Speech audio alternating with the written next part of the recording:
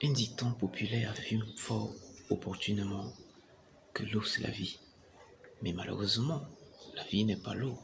Bien que l'eau soit la denrée la plus utilisée dans tous les ménages du monde, ce n'est malheureusement pas la chose la mieux partagée, car l'accès reste encore bien difficile pour nombre de populations. Bien le bonjour, monsieur Zidane. Appelez-moi Elvis Chomno, postulant. La question d'accès à l'eau potable est une préoccupation majeure dans nombre de pays du tiers-monde, notamment en Afrique. Et le Cameroun, notre très chère et belle patrie, n'en est pas épargné.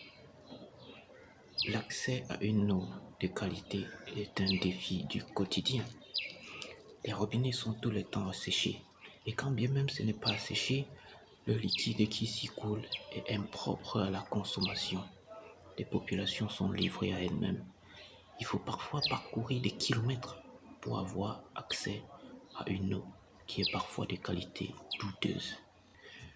Alors, une réflexion imminente à cette problématique nous a permis de jeter un regard introspectif, pour ne pas dire rétrospectif, pour constater que depuis 1968, avec la création de la SNEC, jusqu'en 2005, avec la création des Kamwata, la gestion de l'eau dans notre très cher et beau pays a connu deux tendances majeures. D'une part, il y a eu une gestion de la société publique et d'autre part, une gestion privée.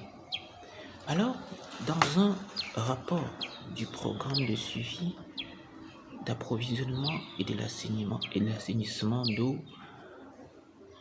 commandé par l'OMS et publié en 2018, il dégage une statistique impressionnante. C'est que la gestion publique de l'eau a connu une augmentation moyenne annuelle de 1,33% comparé à 2,28% de la gestion privée. On constate aisément que les sociétés privées recherchent premièrement le gain comparé à la société publique qui recherche d'abord le bien-être de la population. Il se pose donc aujourd'hui une résurgence de la remunicipalisation de l'eau, de la production, la distribution et le transport. Remunicipaliser revient donc en un seul mot à confier cette gestion aux collectivités territoriales décentralisées. Parce qu'un constat est flagrant, c'est que les besoins en eau ne s'opposent pas de la même problème à Bakassi ou à Tokombéré, ni à Tignéré ou à Guidigis.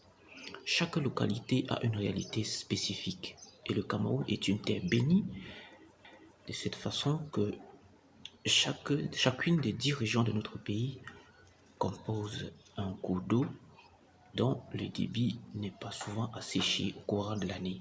Alors, les collectivités territoriales décentralisées, en l'occurrence les communes, ont une meilleure compétence si on leur donne les moyens appropriés de s'autogérer et de prendre en charge les préoccupations majeures de leur population environnante. Pas seulement la question de l'eau, celle qui nous intéresse évidemment premièrement, mais aussi d'autres problèmes de l'ensemble.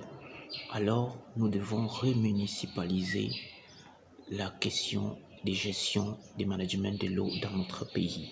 Cela est une nécessité opérante au vu des statistiques publiées par cette illustre organisation, mais aussi pour des nécessités pratiques. Merci à tous.